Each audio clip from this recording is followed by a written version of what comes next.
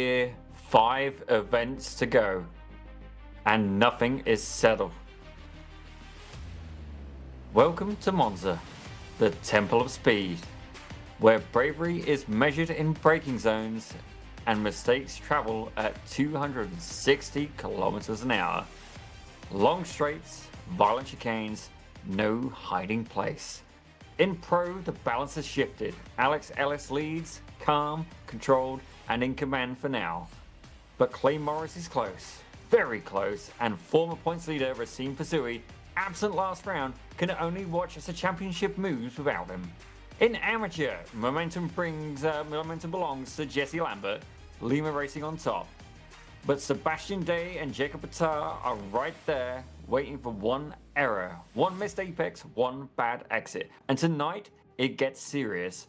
After this round, drop supply. The worst sprint and feature results disappear. Every decision suddenly matters. Monza doesn't reward patience, it rewards commitment. With 2 classes and 5 events remaining, 1 real-world Radical test drive on the line. This is the BIS Radical Cup Canada Winter Series, Round 4 at Monza. Ladies and gentlemen, my name is Daniel Zippy Salmon, and joining me in the production booth today is the one and only Mr. Reese Southport Racer Gardner with Christian Hill at the controls. Welcome, everybody. Yeah, and welcome to you too, Zippy. 2026 has begun here at BIS, and we're right in the middle of our 2 series. It's going to be a fun time for sure at Monza, where slipstreaming is basically the name of the game. I think this is going to be one of the most crucial rounds of this championship. How about we take a look at the venue we are racing at today? We are, of course, at the Autodromo Nazionale Monza. One of the first permanent racetracks actually ever built in the world. Opened in the early 1920s. It's fast, flat, and relentless. The lap begins with a full throttle charge down the main straight before the first test of nerve, the Variante del Rettifilo. Heavy braking, tight margins, first chance to win or lose the race. Through Curva Grande, turn 3, it's flat and fearless, no lift, no excuses. Then Variante della Roggia, precision over aggression, miss the curb and the lap unravels. Lesmo 1 and 2, turn 6 and 7 follow, flowing, technical and punished by gravel for the smallest mistake. Out onto the Seraglio straight and into Ascari, turns 8, 9 and 10. High speed, commitment, perfect rhythm and total trust. And finally, Parabolica, long, sweeping, decisive. The corner that makes passes, ends races, and sets up the charge to the line. Monza doesn't flatter drivers, it exposes them. I know that I've certainly been exposed at this track more than once. Slipstream is the most important thing about this track, Zippy. But it's not the only track that we're going to this season, nor is it the only one we've been to. We are right in the middle of the season. What about the schedule? Absolutely, Reese. And indeed, you can see at Silverstone is where we start, ladies and gentlemen. That was won by Fazuri and indeed Batar for the Pro and the Am, ladies and gentlemen. Having a look, though, we're in into Mexico 64, heading to Montreal. Again, you see Batar getting in on the action there. Clay Morris as well, taking a couple of wins, both one at Mexico and indeed one in Montreal. But this week, we're going to be at Monza, ladies and gentlemen, before heading to one of my favorite tracks in this rotation, ladies and gentlemen, Watkins Glen for round 5. Round 6 takes us to Donington Park, the Grand Prix layout as well. Round 7 to take us over to Interlagos, and round 8, the BIS home track of Motorsport. Yeah, fantastic schedule for sure, and it's full of tracks where we really get to see these Radical SR10s stretch their legs. Some magnificent speed that is going to be taken around a lot of these tracks, particularly looking forward to Motorsport at the final round. What about the format though, Zippy? We've got 2 races on the cards here. Absolutely, and indeed, they've had an 80-minute practice, ladies and gentlemen, 15 minutes of qualifying as well. We're going to start with a 15-minute sprint race, though. You're going to get to see that, ladies and gentlemen, with a 5-minute warm-up in the middle of that as well. Leading us on to the main feature race for a top 10 grid invert of 30 minutes. It is a fixed setup as well, ladies and gentlemen. The cars are balanced, and the drivers will need to take fuel in that feature race as well, ladies and gentlemen. And if I remember rightly, there is no fast repair available as well. You get it wrong, it's fair to say you're going to be brown bread. Oh, yeah, for sure. And, well, we're going to be seeing every position mattering, every overtake counting, and every mistake costing twice as much as it did last round. Let's take a look at the points ever so briefly before we get into the first of our races today. Alex Ellis is the one on top of the championship with Racine Fazui having a couple of conspicuous absences from the top step of the podium. The reigning champion sitting in third there, only 17 points behind Ellis with Clay Morris there. We'll be seeing the AM standings as well, with Jesse Lambert leading by only 2 points from Sebastian Day and Jacob Batter. Sebastian Day with some great success thus far this season, but we're still going to have to wait and see what he can do to keep that advantage over Jesse Lambert. Satellite Racing is the one on top in the team standings, with Lima Racing Pro only 16 points behind. Jour de Course rounding out your top three there. It's been quite a successful run for Satellite Racing. That's how things are in these championship standings, and now it is time for the grid. Qualifying is done and race one is ready to go. Racine Fazui has come back to the top step. He will start on pole position with Clay Morris alongside Ryan Otto and Brady Clapham are your third and fourth place starters. Great qualifying performance for Brady there. I think that's the highest any of the Lima cars have started out of a qualifying session this season. Jacob Batter will start in fifth place alongside Marshall Crocker Jr. And then Diego Zuccarelli and Jarrett Dunkovic will be seventh and eighth. Rounding out your top 10, Cara Dudgeon of Radical Academy and Kenton Young. Another great qualifying there by Cara. As we take a look at P11, it's going to be Andrew Harbin for MTC Motorsports with the one and only Mr. Rich Hibbs. That's a name we're familiar with there.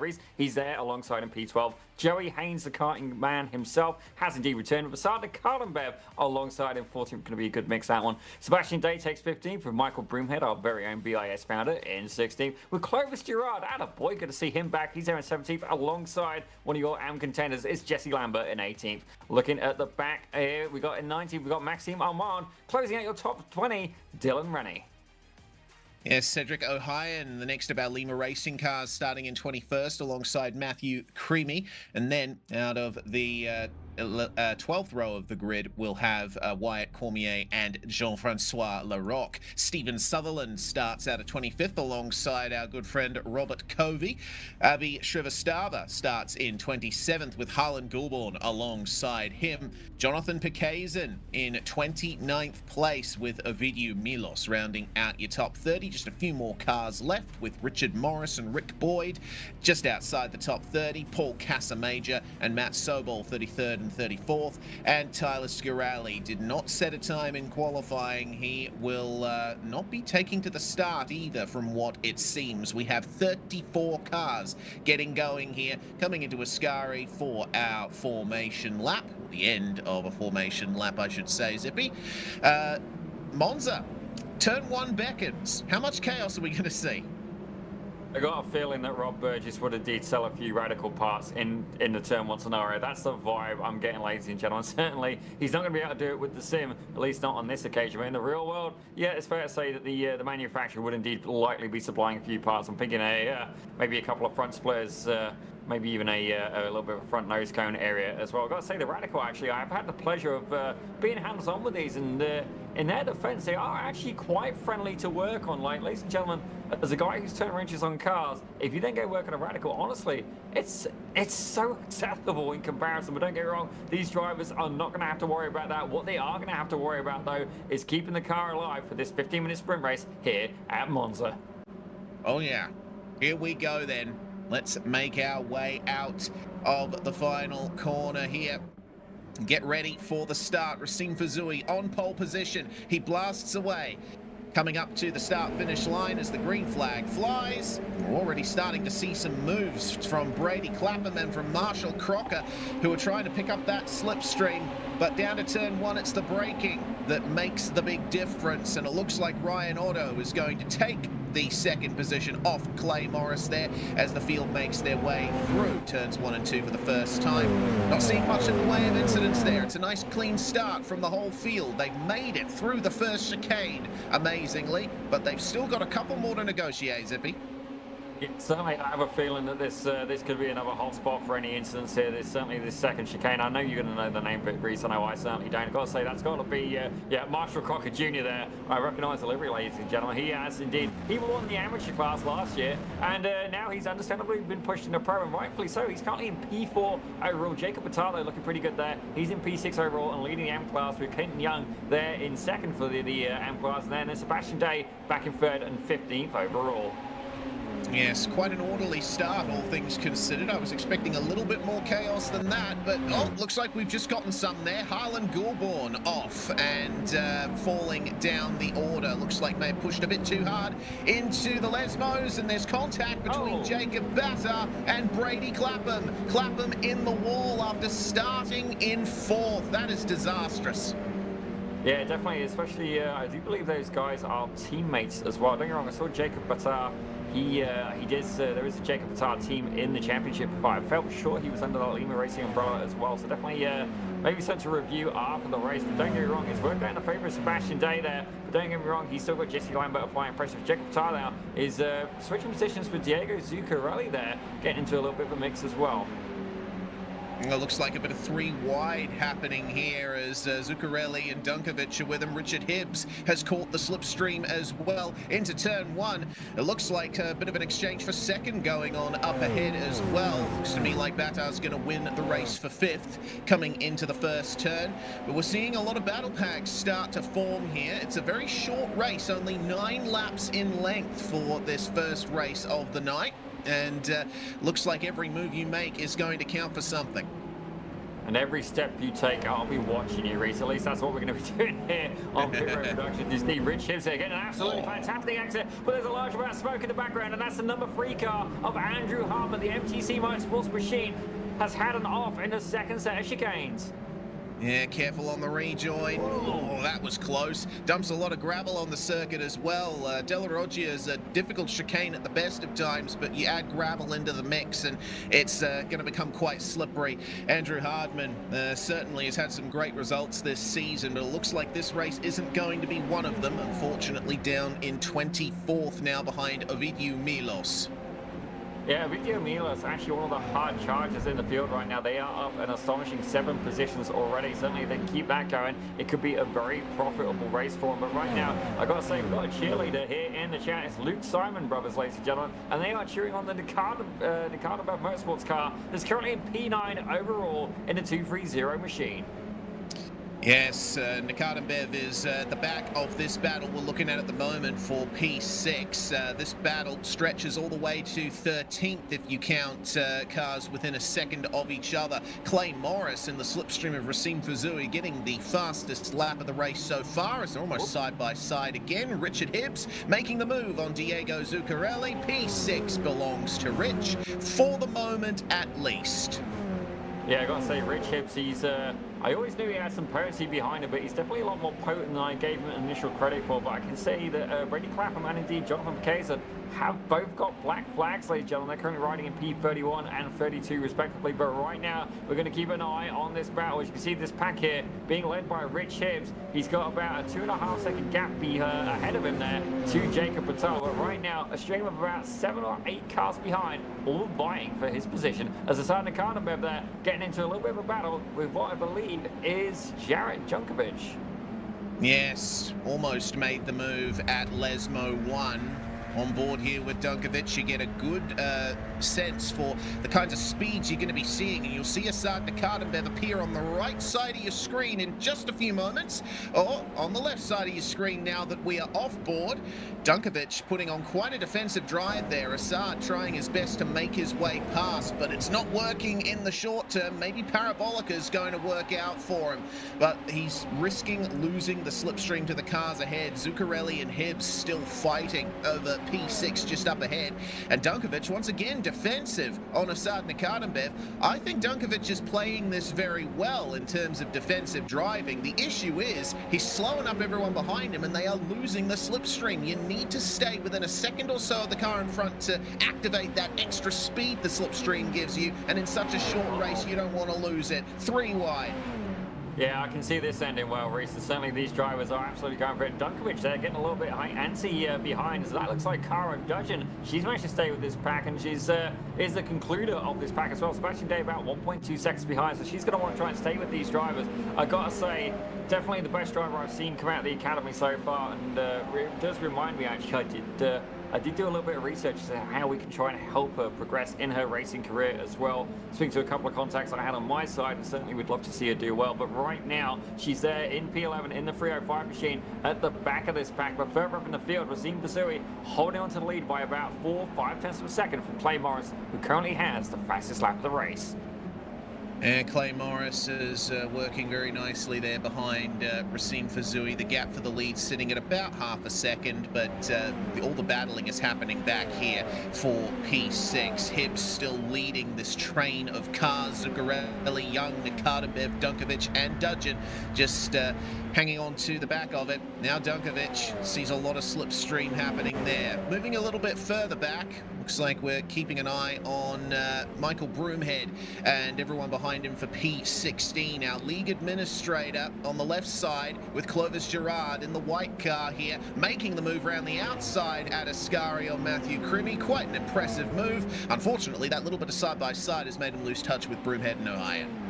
Yeah, certainly we got a collection here of BIS season veterans, ladies and gentlemen. Obviously, we've got the league admin, but then not only that, we got the team leader of indeed our lead sponsor, ladies and gentlemen, Cedric O'Hine from Lima Racing. I've got to say, absolutely loving my Lima Racing hat I've got on right now, and indeed the care package he sent over. Honestly, the guy blows me away at every opportunity. Absolutely fantastic guy to deal with. And I've got to say as well, hopefully I'm going to be heading up to the Victoria Day Speed Fest out there in May, ladies and gentlemen. I hope to meet a lot of these drivers indeed. Cedric O'Hine being one of them, and indeed Michael Broomhead. I'm going to have to give him a good greeting for sure. But right now, Broomhead's got his hands full, ladies and gentlemen, as O'Hine is applying the pressure. And Clovis Gerard, have had the pleasure of meeting him. He came down to Atlantic Motorsport Park, and right now he's very much getting familiar with the back of that Lima Racing machine of Cedric O'Hine.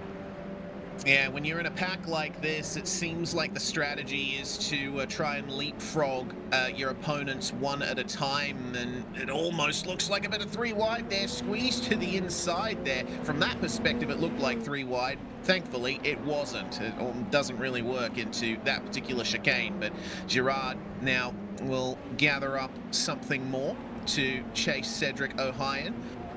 Bit of moves happening for P6 again as well. Diego Zuccarelli has moved back past Richard Hibbs, and looks like Sebastian Day and Joey Haynes are fighting for P12 at the moment, but we'll keep our eyes on this battle here as the number 77 Brady Clapham, lapped car, don't forget, he spun on lap 1, is starting to get involved with these sort of midfield battles. What I'm also noticing, Zippy, is Clay Morris is not pressuring Racine Fazui all that much. He's sitting in the slipstream. He's lifting off down the straights. He's biding his time and waiting for his chance to make the move on the final lap.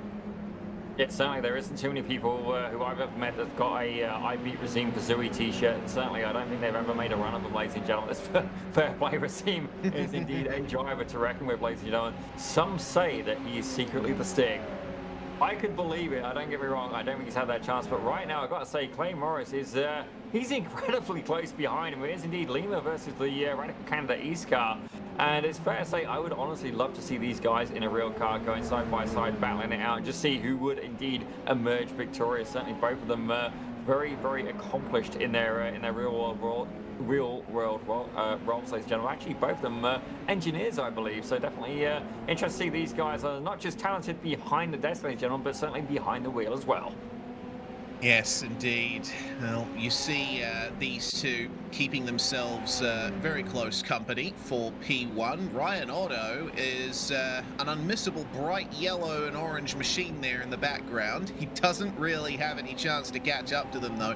He's going to have to hope for the leaders to come together and bring him back into the fight. But for the moment, it is between these two. And I'm really impressed at the amount of curb that they used there through Ascari. And look at the strength of the slipstream. You know what? Morris it's so tempting from his perspective to make the move when you have that much overspeed over your rival. But Racine Fazui will never back out of the fight. He needs to wait for a clearer opportunity. Drafts up to the back again, and you see, there he goes. He lifts off. He's not interested in making the pass until Racine can't defend it. Yeah, certainly he's going to have to time this really well, but I do have an update actually for one of the Lima Racing drivers. John Bemblid is noticeably missing from today's race, ladies and gentlemen, and we do have to forgive him for that. I mean, not just because we're obliged to, but legitimately we will forgive him for it because he's currently away on vacation/work. Now, don't get me wrong, I'm not sure how they can be the same thing, but he also tells us that Cedric is actually running from his sim in Florida, ladies and gentlemen, so it's fair to say our resident Lima Racing representative is still managed to make it in, despite the fact he is a very long way from home. Certainly. Not a long way from retaking the position is Assad Nikadenbev there on Jarrett Dunkovic. And oh, there's been a coming together behind. Dunkovic has come together with Richard Hibbs at the exit of the chicane there. Looks like Hibbs was trying to make a move, but a poorly timed moment of oversteer from Jarrett Dunkovic unfortunately brought them together. Yeah, I have a feeling iRace Control may have given a full course caution for that, ladies and gentlemen, but certainly if you want to see more of that, you're going to have to keep tuned in. I'm trying to remember, I think it was sometime in March, if I remember rightly. We're going to get another one of those on the way. But right now, though, we're having a look through the timing and scoring, and it looks like Ovidio Milos, he's getting into a battle here with Cedric O'Hire and Matthew Gray, and Jay Flarock about a second back with Andrew Hartman as well. Hartman currently down 11 positions as well, but look at that stream of cars, ladies and gentlemen, currently being led by Ovidio Milos, who's currently the hard charger, up 12 spots. Fair play, that man. Yeah, very well done indeed. Oh, I've just seen another spinner, and it's league admin Michael Broomhead on the exit of Ascari. He managed to get going just in time for these guys to be arriving on the scene. The fight with Milos, Krimi, Larocque, and Hardman. That's unfortunate there for Broomhead, now in 17th, and he has got the cavalry approaching. Yeah, I definitely do not like the look of what's going to be in his rearview mirror, but hopefully these guys, certainly if you're in the perspective of the 00 car, you're going to want these guys to keep fighting. And looking at that gap as well, it is about 1.1 seconds. Broomhead potentially got a little bit of a warmer tire than he'd like right now, but if he can keep that gap, he could indeed be safe away from this pack of 4 radicals, ladies and gentlemen. Pretty much, it is 5, pretty much 5 radicals, and oh dear, that was a move, ladies and gentlemen. Lima Racing car exits stage left, ladies and gentlemen, as indeed Cedric O'Hire gets, for lack of a better word, yeeted through the chicane. Yes, looks like Ohio actually, that was for position. Ohio down in 21st place, and well, now he's going to have to try and work his way back to the front of that pack. He doesn't have much time though. We only have 1.5 laps left to go as they pound their way through the chicane. Another spin, this time for Ovidio Milos. He is in the kitty litter, and he gets back going just about now. That's unfortunate. Looks like a lot of drivers falling down the order here in the final stages of this race, but the race is not over by any stretch. We'll keep our eyes peeled here on this fight as they make their way down to Parabolica, ready to take the white flag. We have Racine Fazui and Clay Morris still in the order they were coming into turn 1, but I'm sure it's not going to be long until we see Clay make the move for the lead. Yeah, I have a feeling it's going to be an incident any second now. This pack of 3 radicals is starting to give me the heebie-jeebies, and don't get me wrong. Oh, that was a little bit close there. Maybe wasn't expecting a defensive move as they make their way down towards that first chicane there. Sebastian Day in that red car, certainly applying a healthy amount of pressure there. This is a battle for second place in the M class, ladies and gentlemen. Certainly himself and indeed Jesse Lambert duking it out with Joey Haynes at the front of that pack. But so let's take a quick peek here at the leaders, ladies and gentlemen. Racine Fazui holding that gap now to about 0.4 of a second. Yeah, now this is really crucial, this section of the circuit. It's all about the exit from Lesmo 2 right here.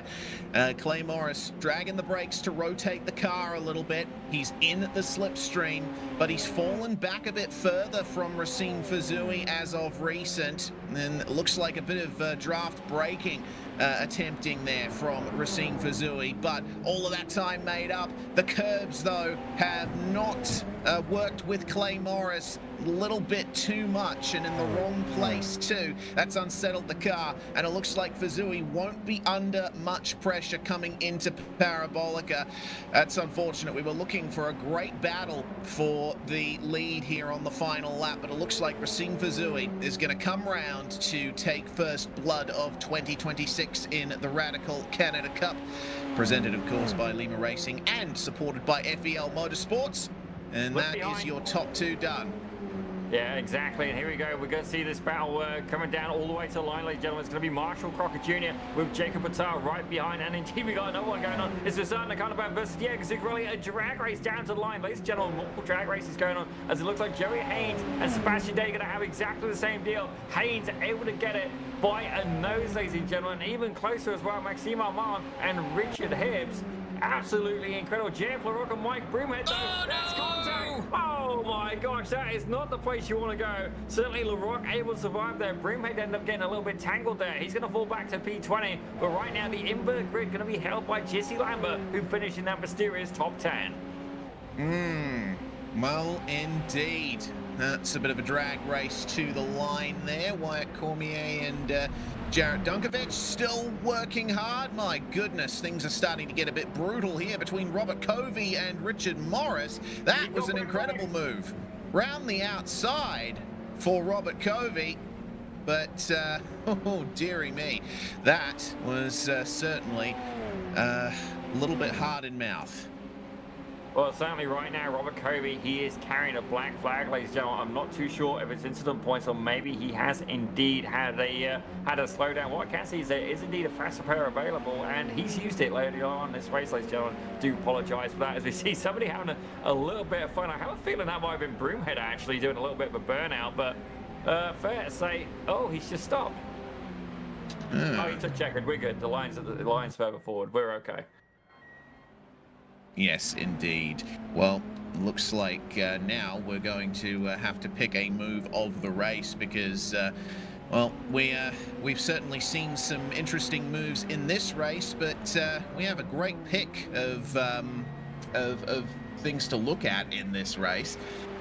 Only 9 laps, but we saw a ton of action, most of it due to drivers making small mistakes at the curbs. Yeah, definitely.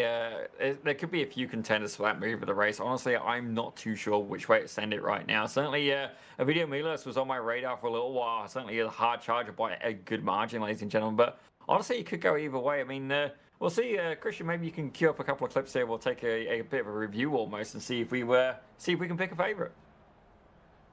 I reckon Asad Nakardambev, end of lap 1, start of lap 2. How about we have a look at that one? On the exit of Parabolica, he was right in the midst of the slipstream there. And, well, Assad has certainly got some fantastic moves that have been made in this race. But we'll be waiting to see exactly what we come up with for that one. Really happy with how things have gone for the drivers on their first race back in Radical Cup Canada in 2026.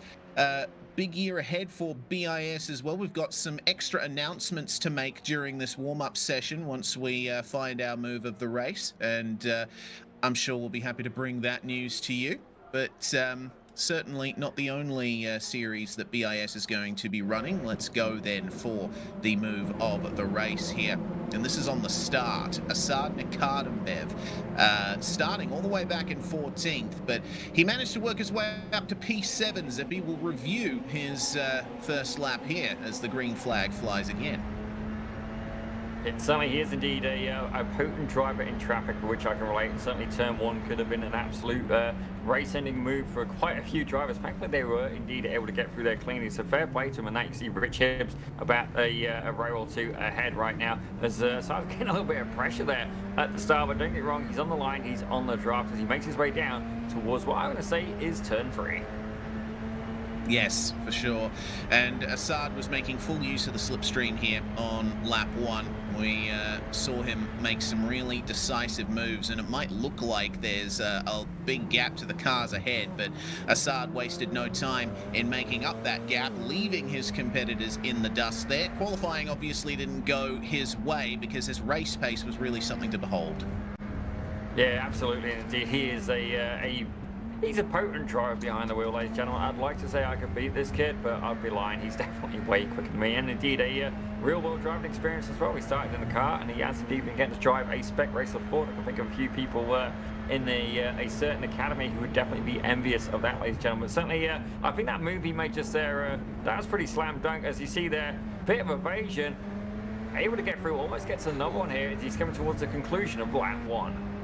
Yeah, for sure. Man, Assad certainly having his eyes on stalks as well, because we saw a lot of incidents like that in the middle of the chicanes there. Picked up the slipstream into Parabolica, made up another move, and, well, this whole lap here was just the start of his run to P7. Some fantastic drives from Assad Nakatabev in race 1. But it is Racine Fazui who managed to grab the win there. See how strong the slipstream is there. Incredible stuff. Well, it looks like that's going to be the conclusion of our race 1 move of the race. And now we can get to, with only a couple of minutes left in warm-up, the announcement that we were talking about. BIS is welcoming a new championship to the organization on Friday, the Canadian F1200 Esports Championship. We've seen that in the past on Pit Road Productions, and now it comes under the BIS Sim League's banner. Spots are still open, and just like it is here in Radical Cup Canada, there's a prize for Pro and Am champions to take a half day in the real-world Formula V car from Cartini Racing, a real-world test. There's also a new initiative in the F1200 series. If you finish on the lead lap, you get a ballot, and at the end of the season, there will be a draw, and the lucky driver who wins that draw will get 2 10-lap sessions in that very same Formula V car. So you don't have to win, just be consistent and show up for your chance in the hot seat. Join the BIS Discord, the QR code is up on the screen right now, and take your shot at Sim to Reality, which is the same case for every league here at BIS. We've got the F1600 Championship starting up again next week. For the remainder of their season, and it's going to be so good to see F1200 joining us here, Zippy. Absolutely, and it's good to have it back here on Pit Road Productions. Certainly myself, I have covered that every season that's ever been on, ladies and gentlemen. So certainly I've had a good pleasure doing that, and it's great to see it coming under the BIS umbrella as well. And if you're wondering who's going to be on that show, or indeed where it's going to be, ladies and gentlemen, where else do you expect? It's going to be here on Pit Road Productions with myself, Daniel Zippy7, and of course the one and only Mr. Reese Gardner. Absolutely. It's going to be great to bring you all of that. It's going to be a fun time for sure. Well, races 1 and 2, races 192 and 193, sorry, in BIS history tonight. This is race number 193. Countdown to 200 is on. We're going to reach that, the next Radical event at Watkins Glen during the sprint race. But let's get on to our grid then for the second of our races here today. A reverse top 10 means that Jesse Lambert is going to be starting on pole position. He's got Kenton Young alongside him. Kara Dudgeon and Assad Nakadembev will be starting 3rd and 4th. This is a great chance for Assad to come through and take a win considering his pace in race 1. Diego Zuccarelli and Jacob Batta on row number 3. Marshall Crocker starting in P7 alongside Ryan Otto. And then Clay Morris and Racine Fazui, our top 2 from race 1, will round out our top 10. It's certainly they're going to have to do a little bit more work there if they want to get to the front of the pack. But as we have a look there at P11, it's a BIS regular. Ladies and gentlemen, it's Mr. Joey Haynes there in the number 6 car alongside Sebastian Day in the 2410 Esports machine. Having a look there in 13, we've got Maxime Armand alongside Rich Hibbs from iRacing Control. And having a look at P15, the one and only Mr. Clovis Girard with Andrew Hartman alongside in P16. Having a look at 17, we've got JF Larock alongside Luma Racing's very own Cedric O'Hine in 18th. And closing out in 19th, we've got Matthew Grimmy with Michael Broomhead, league admin, closing out the top 20. Dylan Rennie starts in 21st place alongside Wyatt Cormier. Then Jarrett Dunkovic, he was in the top 10 for the start of race 1, but unfortunately fell by the wayside. He's got a lot of work to do. Ovidio Milos starting alongside him with Abi Shrivastava in 25th. Rick Boyd started 32nd in race 1, moved up to 26th. A fantastic drive there. Let's see what more he can do. Harlan Goulbourne and Paul Casamajor on row 14, then Richard Morris and Jonathan Paquazen rounding out your top 30. Then it's Matt Sovol, Robert Covey, Brady Clapham and Stephen Sutherland rounding out the 34 starters. They are coming out of Parabolica as we speak, and Jesse Lambert is going to take point at the front of the field here. This is going to be a crazy start for sure. How many moves are we going to see into turn 1? It was a clean start for race 1. Will race 2 do the same? Lambert has already put the pedal to the metal, so to speak, and the green flag flies. Asad Nakatembev already looking to make moves. He's going to move 3 wide on the outside coming into turn 1. Who's going to win the battle? The last of the late breakers here. It looks like it's going to be Kenton Young, but then Asad Nakatembev comes back at him round the outside of turn 1, becomes the inside for turn 2. An excellent move to make his way up into second, but this is only the start, and things have gone very wrong for a few drivers at the back of the field. Yeah, it looks like Jerry Haynes has got caught in that especially, and it looks like we have another driver potentially mixed in there, Ryan Otto as well. Clay Morris has picked up a black flag. That could be from potentially just trying to shotgun and miss the incident, ladies and gentlemen, but absolute pandemonium here on lap 1 as these radicals are absolutely flying. It looked like someone looked a little bit deep there, but thankfully all cars remain on track as it stands right now. However, Paul Casamajor with a meatball flag, he will need to return to the pits. Oh dear, looks like Casamajor was one of the drivers who got caught up in that turn 1 drama. Yeah, Casamajor missing his bodywork there as the drivers try to sort themselves out here on the way down to Ascari. Some gaps starting to form, but I'm sure that we're going to be seeing a bit more here from everyone today. I've just reviewed the incident, and oh dear, what's gone on? What's happened? I do believe that's Kenton Young. Oh. No, it's Maxime Armand, looks like. But what's happened to Kenton Young? Something's happened to him. I think he might have lost connection to the server. Yeah, certainly he's showing it as disconnected on my side. It's also showing me that Clay Morris has still got a black flag, so I'm definitely curious to see what exactly has happened there. He may be in P5 right now, but if he doesn't clear that black flag, he may indeed find himself getting disqualified here, as they're going to go 3 wide once again down and towards turn 1. Oh, all right, here we go there. Okay, a little bit of a blip there for Kenton Young. Zuccarelli up into 3rd, managing to work his way past Asad Nakatembev and Cara Dudgeon. Dudgeon falling back to P5, but she's still very much in the slipstream. Let's have a look then at what Nakatembev can do here. He looks like he was tapping the brakes a little bit there in the slipstream. Yeah, definitely. It's he doesn't want to maybe get the overspeed necessarily at that part of the track. But right now, Diego Zuccarelli, I do believe he's got a camera up as well. And saying that, I imagine he is probably going to be sweating it pretty hard there. He knows very well the capability of the driver behind him, Asad Nakatembev. Indeed, very potent behind the wheel. But Zuccarelli is a little bit of a radical specialist, ladies and gentlemen. Certainly, he competes in these cars frequently. And as a result, look at where he is in the positions, ladies and gentlemen. Currently P3 overall. But right now, we've got 2 amateur drivers here leading. And Jesse Lambert currently leading by about 2 seconds. This is a golden opportunity here for him to get a race win. Yeah, it certainly is. Zuccarelli certainly keeping Asad Nakatembev at bay there for P3.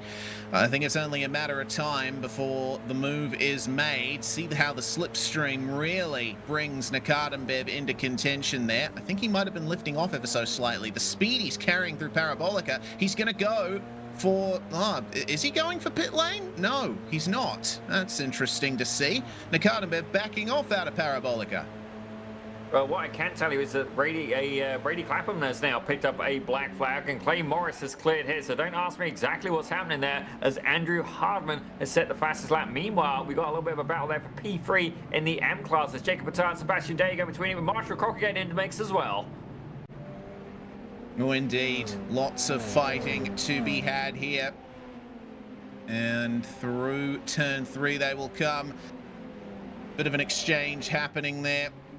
between, I believe, Kenton Young and Clay Morris, who just behind Assad Nakatembev. Something seems to have happened to Cara Dudgeon. She's back down to P10 now. She was right in the midst of this battle. Fuzui, in particular, I think is quite lucky because he was right in the middle of the incident we saw the aftermath of at turns 1 and 2. He ended up making a little bit of contact with other cars as they tried to make their way through. But we'll leave reviewing lap 1 for the moment and keep an eye on what Fuzui can do at the back of this pack, potentially carrying some damage. Oh, that's a lot of smoke and gravel. Yep, that is a car, of course, and I'm trying to work out exactly who it is right now. We're certainly falling through the order. Kazan? I always thought he was in the Lima car. I don't know. I'm not sure. We'll have to see on that. Oh, it was Matt Sobol. My apologies. Matt Sobol with a big off at Ascari. Ended up braking, I think, a bit too late, or potentially an outside issue from the sim. He was very slow at Ascari, but everyone managed to avoid him, which is good to see. Now things are starting to space out a little bit, but they're going to get a bit closer here, especially between Nakatembev and Zuccarelli. Don't forget we have a pit stop coming up as well in this feature race. That could really define a lot of the action we're seeing. Yeah, I think that's the strategy to play right now is honestly not to lead the pack, and that's exactly what Assad Nakatembev has just basically nominated himself to do there. He's got Diego Zuccarelli right behind him, Clay Morris and his team Racine Fuzui very much in tow as well. They are not gentlemen who I think you are going to outrun easily. Honestly, I'd almost want them to get to the front of the pack and stuck in right behind him, see if I can save a little bit of fuel, if not gain a little bit of pace from, and basically use these pro drivers to my advantage. Well then, through Lesmo 1 they come. Nakatembev continuing to lead this fight, but it's now a 4-way with Clay Morris, Zuccarelli, and Racine Fuzui. Cara Dudgeon just holding on, maybe getting a whisper of slipstream off Racine in the background. This is the view here coming into Ascari. A poke to the inside for Racine Fuzui. Can he make the move on Zuccarelli? Certainly can. And now he'll set his sights on Clay Morris. Yeah, definitely battles happening throughout. If we have a look, though, at P7, we have an absolute onslaught of cars going all the way back to P14, currently being led by Marshall Crocker Jr. as, oh my gosh, that is getting incredibly busy there. As you see Zuccarelli, Nakatembev and Racine Fuzui going side by side at the start of that pack. But however, there's, that's contact. That's contact again. Marshall Crocker Jr. being given a little bit of a shot there, I've got to say there. A little bit of understeer and gets pushed off the track, ladies and gentlemen. Thankfully able to stay in the draft with Cara Dudgeon about 0.2 of a second ahead. Yeah, that was an interesting incident there. Jacob Batta, I think, was just rubbing the rear end of Marshall Crocker through Parabolica, and that unsettled him. Well, it looks like Batta is now under more pressure there as Sebastian Day in the M class gets the move done around the outside of turn 2. Very nicely done. But now he has to think about Andrew Hardman and also the response from Jacob Batta out of Curva Grande into Variante della Roggia. Batta going to get on the brakes there and move a little bit to the right there under braking. I don't think Sebastian Day is going to be too happy with that, but they do leave the pack behind as Andrew Hardman got a poor exit out of della Roggia, and now Richard Hibbs looking for a move on Marshall Crocker. Yeah, certainly Hibbs is not going to say no to an opportunity there, but I have a feeling that this battle is going to get a little bit more spicy as Diego Zuccarelli has dropped back into this battle as well. Interesting to see how exactly he ended up making a return down here, ladies and gentlemen. But right now, though, we have got to wonder just how this is going to emerge. It may be for P5 overall. That is second and third in the AM Class Championship as well. Yeah, this is, of course, as we said at the top of the show, the round where drop rounds are brought into effect. So we're going to have to keep an eye out for what the championship's going to be looking like coming into next round. Speaking of that fight for second, we're side by side at the moment. Racine Fuzui has found his way to second place, and Assad Nakatembev looking a little bit boxed in there, but he does find the move through, and he goes to spearhead the front of the pack, defends into turn 1, almost 3 wide there. Kenton Young on the outside. Let's see what they can do. Oh, first to the apex there for Assad. inside, and Fazui has to run wide to allow Clay Morris up the inside. Oh, that was incredibly close. This is a great fight, but you know what? All of this is benefiting Jesse Lambert, who's just minding his own business up the front. Yeah, starting to Cardenbev as well. He's starting to pull away from these guys. He's got about 6/10 of a second in it as they're very much a scrap going on there. Don't get me wrong, Racine Fazui and Clay Morris definitely have got pace, ladies and gentlemen.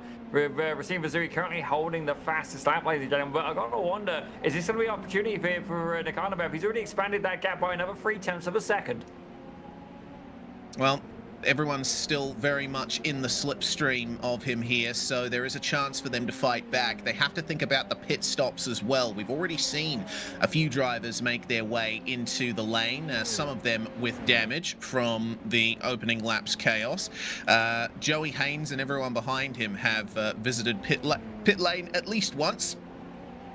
Meanwhile, Kenton Young trying to preserve a spot on the podium here, and he hasn't been able to do it for the moment, but there you go. You see that visual gap there for the lead. Lambert just disappearing out of frame at the bottom as the fighters here in the top 6 make their way to Parabolica. There goes Zuccarelli up the inside of Kenton Young, and that exchange will only be half done as Young gets a bit of side draft off Zuccarelli. Both of them will get some slipstream off Racine Fazui and Clay Morris as they make their way down to turn 1.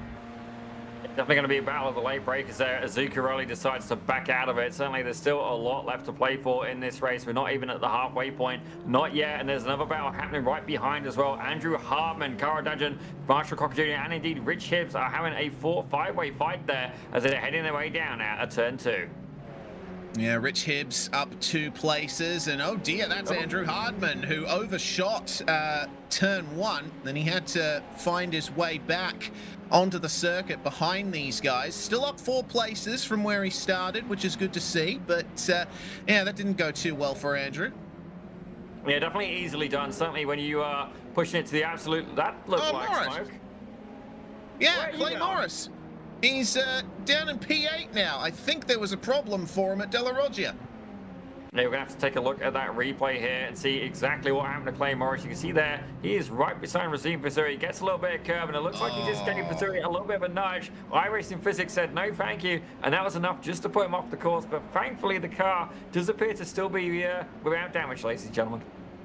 And he managed to avoid running over those speed bumps as well, which would really do a number on the underfloor. So do those speed bumps at the apexes of Ascari too. They've got to be careful about that. Fazui past Asad Kardenbev then for 2nd place into Parabolica.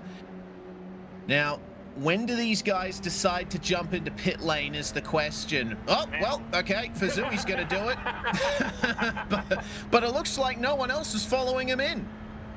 Yeah, certainly what I really find particularly interesting is the undercut seems to be quite the strategy for a lot of people. And by logic, you wouldn't think it makes any sense. But right now, that does mean that Asad Kardenbev is going to get 2nd. He's now got 4 seconds to try and catch up there to Jesse Lambert. And looking at the last laps, ladies and gentlemen, Lambert, he's shifted, ladies and gentlemen. He's doing a 1:43.8, the Kardenbev with 43.9, and Kenton Young with 43.4. So don't get me wrong, they are going overall a little bit quicker there than the race leader, but not enough they're going to be able to catch him anytime soon. Yeah, the problem is Jesse Lambert, was the picture of consistency in the lead so far. The problem for everyone behind him was they were too involved with each other and costing each other those crucial 0.1 of a second. Andrew Hardman on the recovery here is going to try and get a bit further into the top 10. And Cara Dudgeon a little bit defensive into Lesmo, 1 up ahead of them, side by side between Richard Hibbs and Marshall Crocker. And these two have gone side by side before at this corner. It looks to me like they make their way out of it cleanly, and now Hardman has a bit more of a challenge to make. Crocker pulls out of the slipstream once again on Richard Hibbs, but Rich has the inside for Ascari. Will he defend the position? No, he's going to let Marshall have it and bounces across the curbs. Those speed bumps are brutal. Yeah, Sonny, that's smoke. Okay, who was that? Oh, it's the Kardenbev. Oh no. Yeah, and it looks like his front end is damaged. He's got major understeer. I think he hit the curb at Ascari. We're definitely going to have to take a look at the replay. All I could see was the smoke. Oh, my word, down a bit more than the curb. Can yeah, we go okay. back, maybe? Yeah, I think we're going to have to. Harlan Goulbourne spun ahead of Assad Nakadembev, and Assad tried to take avoiding action here. Unfortunately, the gap just didn't open. He went to the left thinking that that the spinning car was going to move more to the right as it came to a stop, but unfortunately, doesn't seem to have been the case. Yeah, let's take another quick look at the replay here. So obviously Assad's absolutely gunning it through that chicane. Goulbourne goes a little bit wide there. And yeah, absolutely ricochets across the track. I do definitely feel for the driver there. Let's have a look here on board from Harlan Goulbourne's point of view. Gets a little bit on the curbs, car seems fine. Round there, gets a little bit loose on corner exit. I have a feeling he kept his foot in that race, but don't hold me to it there. Can we maybe see the brake lights? Well, look, I could see that by the fact that the revs dropped and by how quickly he came to a stop. He did keep his foot in it as the spin started, but he got on the brakes. I'm pretty sure he was holding the brakes at the point that he was really sideways. We're not seeing... it's so hard to tell from that perspective. It's really difficult to pick the brake lights on these radicals, but the brakes are definitely on there. Unfortunately, yeah, the brakes just arrested his momentum a bit too early for Assad Nakadembev to anticipate. Yeah, definitely a little bit unfortunate now. I wonder though, with that fast repair, maybe the Assad Nakadembev can indeed make a recovery, ladies and gentlemen. But right now, we're going to rejoin the battle here as we keep an eye on the 111 driver. That's Jacob Patar, who's once again having a battle here with Sebastian Day. Battle for P4 on track at the moment as Richard Hibbs and Andrew Hardman are the next two drivers to come into pit lane. Assad Nakadembev will certainly be thankful for the fast repair. He's managed to make his way back out on track in P20, but I don't think he's going to be anywhere near the top 5 by the end. I have been wrong in the past, though, and I'm more than happy to be wrong again. So, keeping an eye on the battle here. Unsure exactly where these guys are going to end up when the pit cycle is complete, but Clay Morris has been doggedly determined to make his way back up the field after his incident at De La Roggia. And up the inside of Lesmo 1, he just flies past Sebastian Day.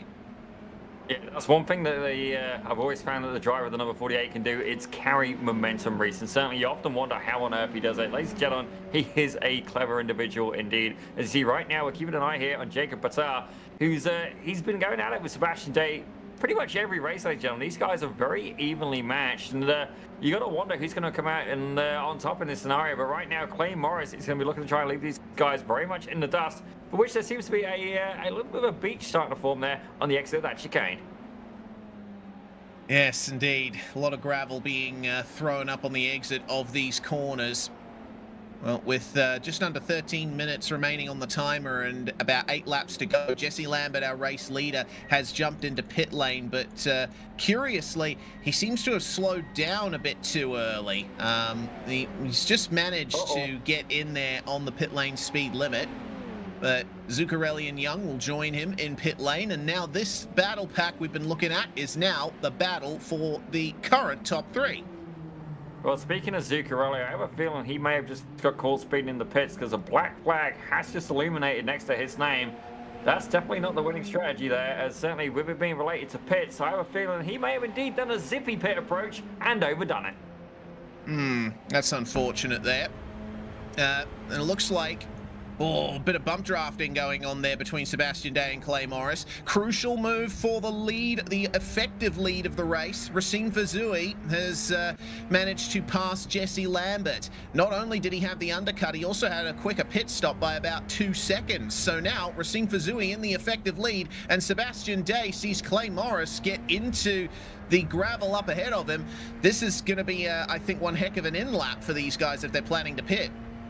Yeah, honestly, I think Sebastian Day is just realistically, he's not trying to remake his way past Clay Morris. I think he's just trying to get a little bit of a fuel save, and there you see the lift there, and indeed stay with him.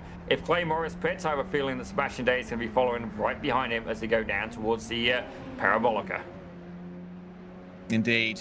Well, It's now Alima Racing 1-2 for the effective lead of the race. Back to Asad Nakadambev for the moment. He's fighting with Richard Hibbs, and they almost get into each other. Looks like a bit of an exchange happening between Jesse Lambert and Racine Fazui. They are fighting hard here, despite having the same livery on their car. Looks like no team orders at Lima Racing.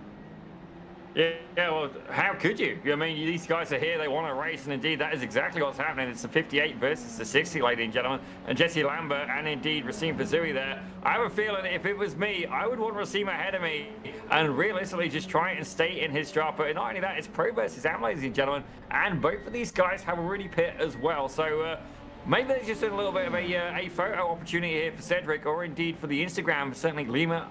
I think it's Lima_racing_official. If not, it's a dash, ladies and gentlemen. By all means, don't quote me on that. On Instagram, by all means, be sure to give them a follow. Yeah, absolutely. Oh, bit of a lock-up there for Racine Fazui as Jesse Lambert moves back into the lead, effective lead.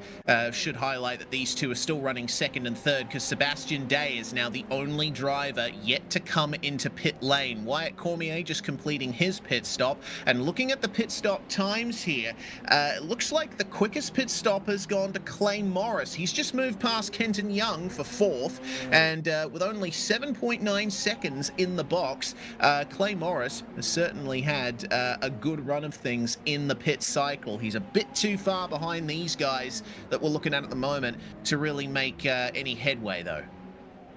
Yeah, definitely is. A lot going on right now, and indeed it looks like it's starting to come about with Richard Hibbs going at it as well, further back in the field.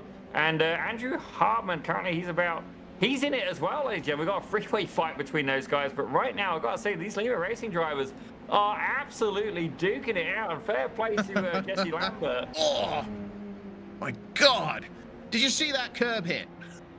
It looked like you had felt that through every part of your spine and into your neck, and indeed every other orifice on your body. Well, speaking of orifices, Sebastian Day has just entered pit lane, and he will now give the lead back to these two Lima Racing drivers who seem content to fight side by side for the rest of the race at this point. Fazui and Lambert are going to have to be careful how they play this, because look behind them there, emerging out from behind the wall. Morris, Batar and Young are still chasing them, and the more these guys run side by side, the more time they'll lose. And that will bring the lead into contention. The pit stop is complete for Sebastian Day, and with 9.6 seconds in the box, he's going to come out in P6. So that's going to end things for them. But this battle is just too good to look away from. Lambert and Fazui are not giving each other an inch. I'd say that might be maybe an inch and a half there. That was definitely a little bit of curve there. Jesse Lambert, he really is flirting with the track limits at this point, and fair play to the guy. I mean, you've got to, if you want to try and save with Racine Fazui, you've got to pull out every trick under the book, as that could have been the expensive mistake there, as he's going to potentially drop him out the trough. If he can stay with him, he could potentially recover, but right now, he's got Clay Morris about 2.8 seconds behind, and not only that, on the last lap, Clay Morris pit, it's going to be interesting to see just what kind of pace the number 48 has, and if indeed he can come and compete with these two Lima Racing drivers. Yes, indeed. I think it might be somewhat of a lifeline to Clay Morris that Jesse Lambert unfortunately made that mistake and lost that time, because now it gives him an opportunity to catch up and maybe use his slipstream to his advantage. But looks like the battle for the lead is over for the moment. Lambert's still in the slipstream of Fazui, so it's not quite over yet. Not over until the checkered flag, of course, but the tighter battle is this one for P4. Kenton Young, Sebastian Day, and Jacob Batar, and 7 positions up for Sebastian Day. It's been a really good race here for our AM class third place driver, and it looks like he's going to try and make it P2 in the AM class there. Picks up the slipstream on Kenton Young, and certainly could have. Jacob Batar just needs to watch on here as these two are going to go side by side through the opening corner. That's a bit tight through turn 2 for Sebastian Day. Parks it on the apex, and unfortunately Kenton Young parking it on the racetrack there. Little bit of a tap and a slide, and that's down to P6 for the 75. Well, I got to say, though, he did at least get straightened back out again. That could have been a lot worse, so fair play. It's like, you know, feng shui, maybe? That's like, you know, yin and yang. Don't quote me. I'm definitely not the philosophical kind, ladies and gentlemen. My philosophies I can't say on a stream. Let's go with that, ladies and gentlemen. Certainly having a good bit of fun here in the booth. We're seeing Maxime Armand now. He's getting into a little bit of battle. He's got Cedric O'Hyan right behind him. And indeed, we've got Diego Zuccarelli making an appearance, cameoing on screen as well. There we go. Ladies and gentlemen, Maxime Armand is back. And I gotta say, I'm not going to support his choice of hat, ladies and gentlemen, albeit I believe that's Carlos Sainz. So I will forgive him for it, because Sainz, I got to say, as a driver, his... Oh, dear. Oh, that's dear, Ryan Otto. Oh, dear. Has somehow... back there? Yeah, that's you've really got to fly into Lesmo 1 to get into the gravel trap there. That's not ideal there for Ryan Otto. He's now down in 16th on my timing. Well, for the moment, keep an eye out for Cedric O'Hyan behind here as we ride on board with Maxime Armand. Meanwhile, this is what happened to Otto, and it looks like it was contact. Yeah, so, that was. Oh, okay. Who was that, I wonder, that got into it? So, that's one of the Lima cars. Oh dear. Well, we'll have to keep an eye out for who's fallen down the order there. That's the 153. Yeah, that's Ryan Otto. Unfortunately, a botched move up the inside, evidently, putting paid to his race. Well, Michael Broomhead has the honour of being the most positions to get in the field, as that looks like Hardman potentially, or Maxime Armand. I'm not sure who spun there. We barely saw who was a cropper there through turn 2, but Broomhead now up 12 places and having quite a successful night. Yeah, certainly Broomhead is actually having a really good recovery until we probably just said that, ladies and gentlemen. But indeed, he is definitely trying. He's got Rich Hibbs ahead, and indeed Andrew Hardman behind, ladies and gentlemen. But right now, fastest lap being held by Clay Morris. And indeed, there's definitely been some winners and some losers in this race so far. But fair play to make it up 12 positions in a BIS race. You've got to be working hard. They certainly do. And you have to get a bit lucky sometimes as well. It's a very competitive field. Drivers very close on pace, and incredible pace being set. So I think mistakes are part and parcel of how to conduct a race here, and taking advantage of other people's mistakes is one thing that Broomhead has done. Jacob Batta, meanwhile, still fighting here with Sebastian Day. We're only going to have 2 laps to go in this race. Racine Fazui leading by just under a second from Jesse Lambert. Batta and Day fighting over P2 in the AM class here, and it looks like a bit of a bump draft. They both want to catch up to Clay Morris, but it remains to be seen if they're going to get that done. They've got about 3 seconds to make up. Yeah, I think this song was sang by JoJo, and I think it may be too little too late for that kind of move. But don't get me wrong, these drivers, they are indeed both AMs, both very potent, but I got a feeling that this is going to escalate at some point. They're both quite aggressive as well, and I have a feeling this could be potentially their undoing. Don't get me wrong, we're going to hope that they don't, but catching Clay Morris, I like the camaraderie, but I'll be impressed to see if they can pull it off. Yeah, indeed. They're both making good use of the curbs at Della Roggia, though. Jesse Lambert, meanwhile, it seems his tyres have just about given up on him, because he's lost even more time now to Racine Fazui. The gap's now at 3 seconds for the race lead. Looks like Jesse Lambert overshot the second chicane and gets a little bit closer to Clay Morris. The gap from Morris to Batta and Day has still stayed at about 3 seconds, but you see them all together there. That's Morris just up ahead, and now we'll see what kind of time can be made up. White flag is not too far away. We're going, oh my god, oh no, that's Dunkovic and Armand, I believe, that have come together there. Not entirely sure who the other car involved was, but Maxime Armand certainly not having a fun time. Cedric O'Hyan there in P12 trying to make his way past Marshall Crocker Jr. and Cara Dudgeon, who are having their own fight. I hear it was Rick Boyd, Zippy, that got involved in that incident there.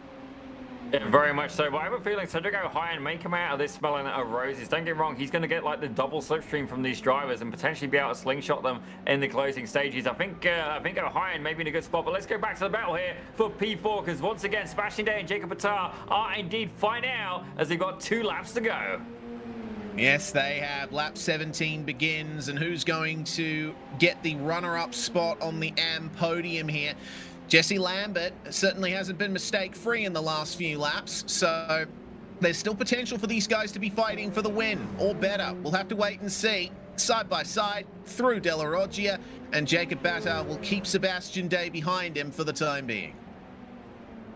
For now, certainly. For now, I got a feeling this is going to. Escalate, and they both bomb out. But I'm hoping I'm wrong, ladies and gentlemen. As indeed, Clay Morris still holding on to that fastest lap. I'll tell you though, Maxime Armand has currently got a meatball flag. Assad Nakadamgev, he's got a black flag. Rip Boyd with a meatball flag, and indeed Paul Casamajor carrying a black flag as well. Indeed, the marshals have been busy, but right now with 2 to go, who is going to get second place in the AM class for the main feature race, ladies and gentlemen? Jacob Batta, Sebastian Day. They've been going at it the entire race. Kenan Young was involved in it a little bit earlier on and could potentially benefit should these 2 drivers come together. They certainly should. Now, there's actually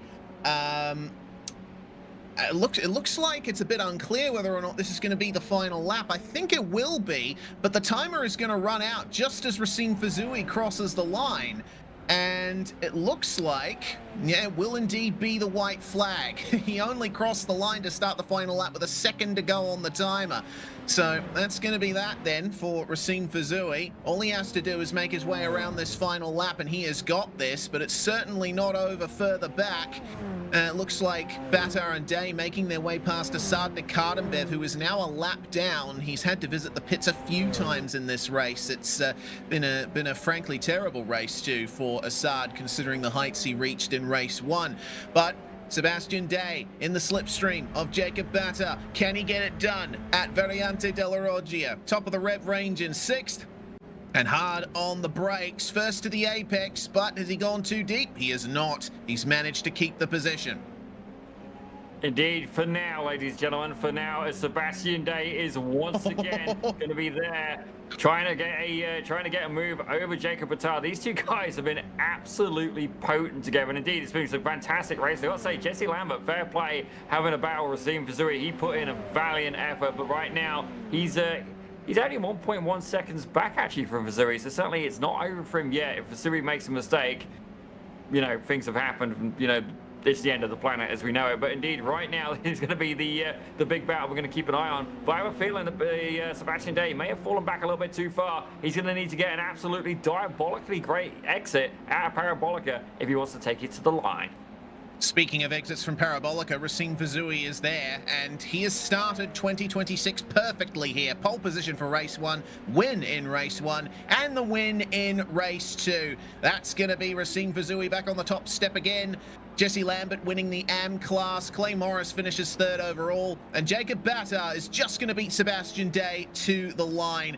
Andrew Hartman and Michael Broomhead still fighting. Cara Dudgeon with Cedric O'Hyan up the inside. Almost contact between them. And Marshall Crocker Jr. will take advantage, picking up the slipstream off both of them. But can he make his way past O'Hyan before the finish line? That's the big question. It looks like he's not going to do it. And O'Hyan just missing out on getting past Cara Dudgeon there.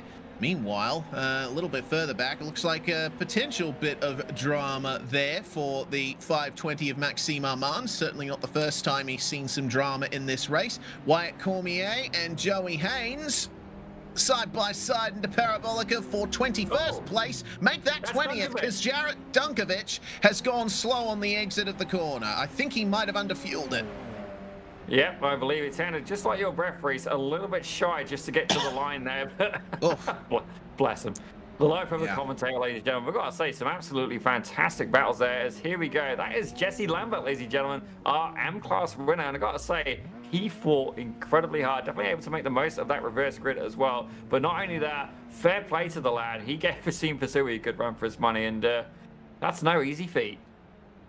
Yeah, certainly. My goodness, what a race that was. And we've got a move of the race to figure out, as well as Robert Covey is going to be the last driver on the lead lap, I believe, to take the checkered flag in a 23rd place. Still up 9 places. It's an impressive run there for Covey. But the race is now official, and we can have a look at our move of the race, which belongs to our winner, Racine Fazui, with his fantastic battle with his teammate in the AM AM class, Jesse Lambert. This was how the move was made for the lead for Racine Zippy. This was what ultimately gave him the gap he needed to take victory. He was pressuring his teammate, and it was a lovely over-under move right here at De La Roggia. A little bit deep there for Jesse Lambert, and Racine said, okay, thank you very much. Inside door opens on exit, and that's where he took it.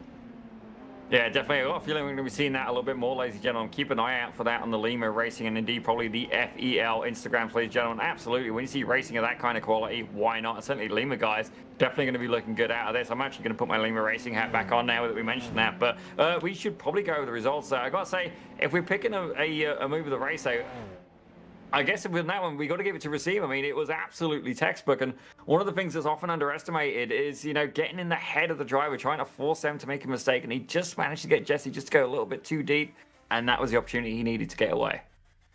Yes, indeed. Helps that Jesse Lambert was a teammate, and so Racine probably knew a few ways to get into his head. Well, Fuzui takes the win by 952 thousandths of a second, nearly a second, over Jesse Lambert. Clay Morris rounding out your feature podium, with Jacob Batta and Sebastian Day rounding out your AM-class podium ahead of Kenton Young, and Rich Hibbs getting the third-place finish in the Pro class. A really good day for Rich Hibbs. We don't usually see him that far up the field. Andrew Hardman, Michael Broomhead, and Cara Dudgeon are your top 10. As we have a look there at P11, ladies and gentlemen, that's going to be Cedric O'Hyan with Marshall Crocker Jr. in 12th. Claudius Girard takes 13th with Diego Zuccarelli there in 14th, and Maxime Armand in 15th. I have a feeling that may change where he crossed the line for Meatball Flag, but don't hold me to it. Ryan Otto takes 16th with Jeff LaRock in 17th, and Abby Shivastava takes 18th. Joey Haynes in 19th, and indeed Wyatt Cormier closing out your top 20. Jarrett Dunkovic had a rough go of things. Unfortunately, couldn't elevate himself too far beyond his 23rd place start. A shame. He had top 10 pace. Brady Clapham as well made his way up to 22nd, gaining 11 positions in that race, but it's still a far cry from the 4th place start he had for race 1. Robert Covey and Matthew Crimmy, 23rd and 24th. Crimmy, the first car a lap down. He's joined by Asad Nakad Bevan Ovidiu Milos, 2 laps down for Matt Sobol. We saw him in the gravel at Ascari, and Rick Boyd had a very rough go of things in 28th place. So did Stephen Sutherland and Paul Casamajor, who round out our top 30, 5 laps down. Richard Morris finishing in 31st. Dylan Rennie, Jonathan Bacazin, and Harlan Goulbourne round out our field, and I believe we can class them as retirements. It was a really rough day for quite a few drivers in this field, but when is it not a rough day for someone in a BIS Sim Leagues race? It's some brutal competition for sure, but it's time, Zippy, to have a chat to our race winner. Oh, indeed, ladies and gentlemen, the man, the legend, the one and only Mr. Racine Fuzui. I got to say, you definitely had some tough competition today. Tell us a little bit about that battle there with Jesse Lambert. Yeah, I mean... So I decided to box because I was like, I'm losing time. We're lapping like 2 seconds a lap slower than clean air. So I'm like, you know what? This race is not going to be on fuel. This race is going to be on pace. So I box just enough to fill the tank to the brim. And I get out the pits and I see Jesse. And I'm thinking, you know, we're losing time to the guys ahead or whatever. I don't know what happened in that pack. But then Jesse fights me and I'm like, hey, Jesse, you know, like, let's stop fighting. Let's start bum drafting. Let's help each other because we're losing time. Until everybody cycles out. And I realize we're 6 seconds ahead of everyone. So I'm like, oh, I'm sorry. Yeah, let's fight. And then we had a little battle. It was cool. Almost touch each other, but never did, which is very fun. Always fun to do. I'm sorry for Clay. I really feel for Clay. Just a big checkup out of that chicane. But we talked, we texted, it's all good. And Jesse, let's go, Jesse. Yes, that's a guy that reached out that said, hey man, can I get some coaching? And I was like, yeah, sure, let's have fun. I'm racing it anyways. And P1, P2 is unbelievable. Oh, he's here. Is it Jesse? Jesse, speak. What's up, bro? Oh, you have no idea how happy I am. We made it. Good job. Good Oh, job, dude, you're the GOAT. I love you, man. Thank you so much for drafting. Like, I made the dumbest mistake ever, and I saw Clay, and I'm like, dude, Racine better slow down, man. We have to do this. We have to get the one these guys. That's oh my God. teamwork. I'm Peace. just gonna shout out. I'm gonna leave it to Jesse, not to take too much time. I'm gonna shout out Pit Road Productions. I'm gonna shout out BIS, Michael Broomhead. Shout out Lima, Olive Lima. Shout out Clay for the clean racing, clean but tough racing. I feel sorry for him on this one. And shout out my family, my parents, my brother, my dog, and my girlfriend, of course. Uh, Shout out everyone. Yeah, I'm not going to criticize you for which order you did that in, but I certainly know from my own experiences the Yeah, I'm girlfriend gonna get might. killed. Yeah, I'm gonna get killed. I know it's okay. My Well, ladies brain's and all over the gentlemen, place. if you'd like to just take a second here and bow your heads for what was formerly Racine Fazui, driver of the number 58, and by all means, he will not be able to collect on that. And if you'd like to, I don't think you can pass it over in a will, Racine. And if so, I have a feeling Jesse's your new best friend. But right now, he's doing really good in AM class as well. Anyway, I got to say, you two guys are.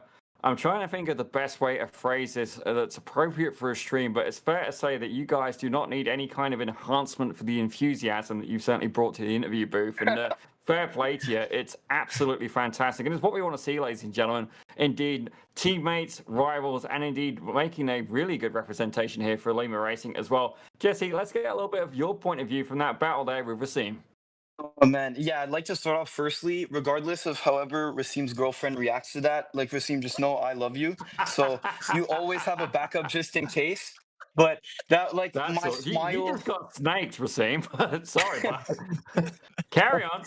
Do a yeah, great, but bud. I'll give you the shovel because you just started digging. yeah, always have me as a backup. But yeah, I just want to say I have like the biggest smile on my face ever. It means a lot to me considering that I started sim racing somewhat recently. Like maybe if I started racing 4 years ago, I started sim racing like a year and a half, 2 years ago. So it means a lot considering that now that I started working with Racine, we started working a lot like smarter rather than harder. So it means a lot in the terms of like progression. Progressed a lot this season. I'm really happy. And in the wise words of Oscar Piastri, clean air is king, as you can see. That was incredible. Yeah. Well, certainly you guys did have a bit of space to certainly stretch your legs and indeed give us a little bit of a grudge match. Certainly, Razim, usually his rival partner of choice tends to be Clay Morris, but it looks like we have another person who has decided to step into the ring. Ladies and gentlemen, please put your hands together. Certainly, I wish I could hear it from here. The chat's certainly going to help out on this one. Jay Kens, I'm looking at you for this one. Put your hands together for our feature first and second. Ladies and gentlemen, both representing Lima Racing. It's the number 58 of Razim Fazui and indeed the M class leader for this race as well, Jesse Lambert. Yeah. Thank High you guys fiving. so much. Thank you, everyone. Thank you. Oh my God, you guys are Excellent job. legends. So are you guys. Fantastic to see the battle that you guys had and how it turned out for the both of you. And we're certainly looking forward to seeing more of that in the future. But Jesse Lambert and Racine Fazui will continue their celebrations as we bring Jacob Batta into the fold. And, well, Jacob, you were right in the thick of things as well. That battle with Sebastian looked very intense. Yeah, it was really intense. I mean, it was very fun. I think I really had a strong pace in the second race. I had quite a bad start. I lost a couple positions, but battling with Sebastian for the top three in AM was really nice. And yeah, the outcome was really good. Yeah, certainly was. I mean, a top five in both races today for you. It looks like Monza really smiled on you and a few other competitors in this field today. The slipstream obviously incredibly strong. I noticed some bump drafting going on between you and Sebastian as well. So you sort of had to bring your NASCAR super speedway mindset to this one. Yeah, definitely. I mean, I'm really happy to have, an event where everything went right for me. In Mexico, was really bad, so I think it just compensated for that. But yeah, I'm really super happy. Two races went very well, and yeah, really looking forward to the next one. Yeah, for sure. As are we. That's a good opportunity for us to bring Sebastian Day into this, the other side of that battle for MP2. Race one, obviously a small rise up through the field from 15th to 12th, Seb, but all the way up to P5 for race two. Did the pit stop play any part in that? Yeah, I think it was a overall decent performance after a pretty poor qualifying. Just kind of got in the mix of it there in the sprint race. Ended 12th, not where I wanted to be because I was looking for that pole position for the final. But I think in the final there, I just kind of got a bit lucky, honestly, just avoiding the crashes in front. And then me and Jacob linked up, so that was good. As I was coming to the pits, I had 0.3 liters left, so it was, I don't know if the strategy worked or not, but we ended P5. Good finish overall. Replaced my Montreal from last weekend. Yes, indeed. And, this isn't the last time we're going to be going to a track where slipstream is important. We're going to Watkins Glen in 2 weeks' time. What are you expecting from that? Yeah, I'm not quite sure. I haven't raced it too much. I know it's very fast and flowy and heavy, important on downforce and managing tires. So we'll see how it goes. I'm excited to see what happens. Indeed, we shall. Thanks for joining us, Sebastian, and congratulations on the top 5. Thanks, guys. Well, it looks like that's going to round out our driver interviews here, Zippy.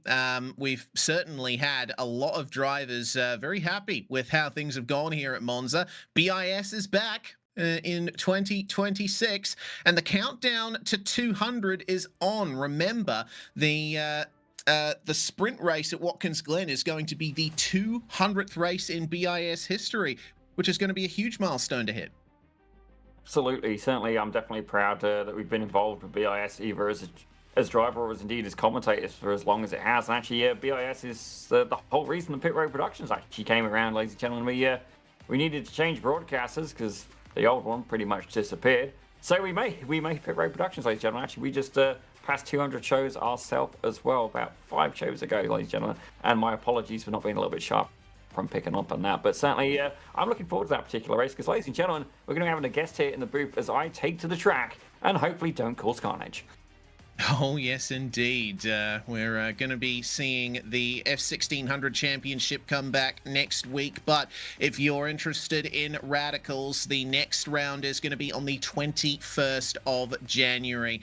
And, of course, myself and Zippy will be in the box for that one. So we're looking forward to seeing more slipstream fighting in 2 weeks' time. We want to thank the crew at BIS Sim Leagues for putting this series on, and also to Lima Racing and FEL Motorsports throwing their support behind this series for the 2025-26 season. An incredible job from everybody to get this off the ground. And don't forget, they're going to be going for that test drive later on once the champions are decided, bringing the sim and the real world to fruition and bringing them together. A huge thanks, everybody, for joining us here on Pit Road Productions. My name is Reese Gardner, and Daniel Zippy Salmon alongside me in the commentary box. Christian Hill hitting the buttons behind the scenes. We'll be seeing you in a week's time for F1600s and 2 weeks' time for Watkins Glen.